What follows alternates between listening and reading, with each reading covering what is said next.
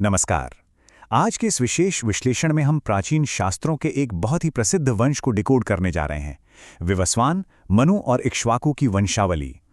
अब मजेदार बात यह है कि हम इसे इतिहास के पन्नों या राजाओं की लिस्ट की तरह नहीं देखेंगे, बल्कि मानव मनोविज्ञान और चेतना के एक बेहद गहरे, एकदम सटीक नक्शे के रूप में समझेंगे। यकीन मानिए, ये एक ऐसी यात्रा है जो हमारी सोचने की पूरी दिशा बदल सकती है। तो चलिए, इसमें गहराई से उतरते हैं।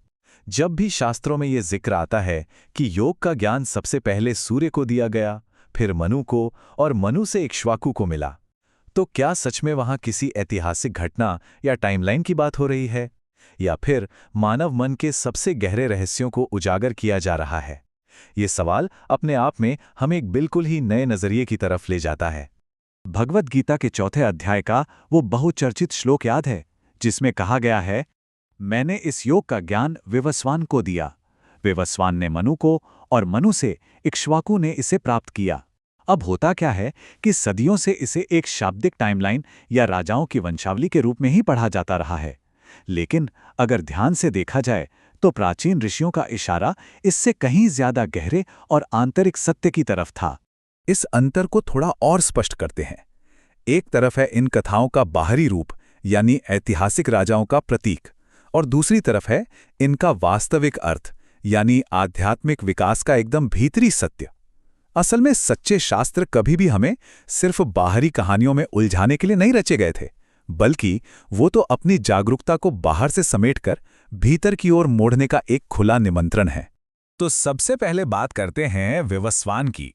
ये वी और वस्वान से मिलकर बना है, जिसका अर्थ है वो जो विशेष रूप से प्रकाश फैलाए। अब ध्यान देने वाली बात यह है कि ये आकाश में चमकने वाला भौतिक सूर्य बिल्कुल नहीं है, बल्कि वास्तविक विवस्वान वो चेतना है जो हमारे भीतर अज्ञान के अंधकार को मिटाती है। जिस क्षण यह अनुभव होने लगे कि इंसान केवल एक शरीर, नाम, जाति या विचार नहीं है, बल्कि शुद्ध चेतना है, बस उसी क्षण भीतर विवस्वान उदित होता है। यहाँ श्री अरबिंदो का एक कथन इस पूरे विषय को और भी दिलचस्प बना देता है। उन्होंने बहुत स्पष्ट रूप से कहा है कि वैदिक सूर्य कोई भौतिक तारा नहीं है, बल्कि यह सर्वोच्च प्रकाश है, सत्य का केंद्रित प्रकाश।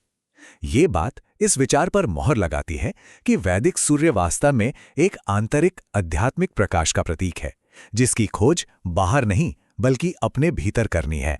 और इसी से जुड़ा है सूर्य का आध्यात्मिक अर्थ। आध्यात्मिक जगत में सूर्य वह केंद्र है जहां से चेतना, प्राण और जागरूकता निकलती है। ऋषियों ने इसे साक्षी कहा है। सोचकर देखिए, जैसे बाहरी सूर्य पृथ्वी को जीवन और प्रकाश देता है, वैसे ही ये भीतर का सूर्य हमारी बुद्धि को प्रकाशित करता है। जब ध्यान पूरी तरह स्थिर हो जाता है, तब भीतर जो एक मौन प्रकाश अनुभव होता है ना, वही असल आध्यात्मिक सूर्य है। वो सबको देखता है, पर स्वयं किसी चीज से बंधता नहीं। अब इस विकास के अगले चरण पर आते हैं, मनु। मनु शब्द सीधे तौर पर मन से बना है। इसे किसी प्राचीन राजा या कानून बनाने वाले की तरह इमेजिन मत कीजिए। मनु का वास्तविक अर्थ है वह जागृत मन जो सत्य के अनुसार चलने लगे। हमारा जो सामान्य मन है वो अक्सर इच्छाओं, भय और मोह में भटकता रहता है, लेकिन जब वही मन भीतर के सूर्य से प्रकाशित होकर एकदम शुद्ध हो जाए, तब जाकर वो मनु बनता है। तो अब सवाल यह है कि इस पूरी वंशावली का असल मतलब क्या निकला? जब शास्त्र कहते हैं कि ज्ञान विवस्वान से मनु को मिला, तो इसका बहुत ही सीधा और गहरा अर्थ यह है कि आत्मा के आंतरिक प्रकाश ने मन को जगा दिया है, उसे शुद्ध कर दिया है। जब भीतर का यह प्रकाश मन को दिशा देने लगता है, तब जीवन अपने आप धर्ममय और संतुलित होने लगता है। इस ज्ञान के प्रवाह की अगली कड़ी है इक्ष्वाकु। इक्ष का शाब्दिक अर्थ ही है देखना। इक्ष्वाकु उस शुद्ध चेतना का प्रतीक है जो साक्षी भाव में आ चुकी है, यानी एक ऐसी अवस्था जहां बिना किसी आसक्ति या रिएक्शन के केवल देखने की क्षमता आ जाती है। सुख हो या दुख, इंसान उनमें उलझता नहीं है, बल्कि एक गवाह की तरह, एक साक्षी की तरह बस उन्हें ऑब्जर्व करता है। यहाँ एक साधारण मन और इक्ष्वाकु अवस्था का अंतर बिल्कुल शीशे की तरह साफ हो जाता है। एक तरफ है हमारा प्रतिक्रियाशील मन जो दुनिया भर के विचारों, इच्छाओं और तनावों में लगातार उलझा रहता है, और दूसरी तरफ है इक्ष्वाकु अवस्था, जहां पूरी तरह से अनासक्त होकर एक डिटैच्ड अवेयरनेस के साथ देखने की शांति होती है। इस अवस्था में कोई उथल-पुथल नहीं होती, केवल जागरूकता रहती है। और सच कहें तो वास्तविक योग का आरंभ यहीं से होता है। चलिए अब इस पूरे क्रम को एक साथ रखकर देखते हैं कि ये कैसे विकसित होता है। ये मानव चेतना का एक बहुत ही स्पष्ट क्रमिक विकास है। पहला कदम है आंतरिक प्रकाश का जागरण यानी विवस्वान। दूसरा कदम है मन की पूर्ण शुद्धि और जागृति यानी मनु। और तीसरा कदम है उस साक्षी भाव या विटनेस स्टेट को प्राप्त करना यानी इक्ष्वाकु। ज्ञान का ये प्रवाह असल में इंसान की चेतना का सबसे परम विकास है।